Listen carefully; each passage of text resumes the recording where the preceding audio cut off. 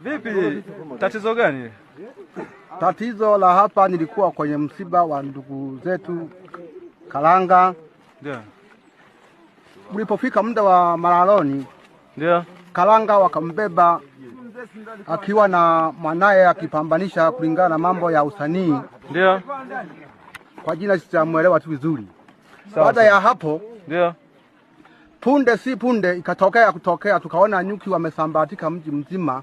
Ndio. Wakaanza kutuelemea na wakaniuma katika mdomo wangu na kichwa kinauma mpaka sasa hivi. Lakini mdomo wamekuuma kweli? Na kweli wameniuma kweli. Punguza, shusha kidogo hivi maiki. Mpaka hivi sasa unajisikiaje? Mpaka hivi sasa najisikia mwili unauma. Ndio. Kichwa kinauma. Ndio. Na hapa nilipo nimepata mkasa nikapoteza simu na mpaka sasa sijaiona, na ninaipigia simu haipatikani. Yawezekana hiyo simu imetoa betri baadaye ikazimika. Sababu tayari maiti ilikuwa imeshatoka ndani, special kwa kuzikwa na kumuona anayeachiwa ulisi ni nani.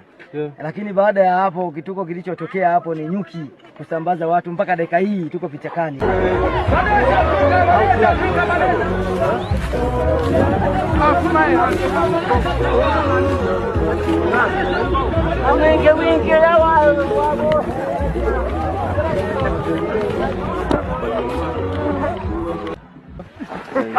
Naongea na nyuki wana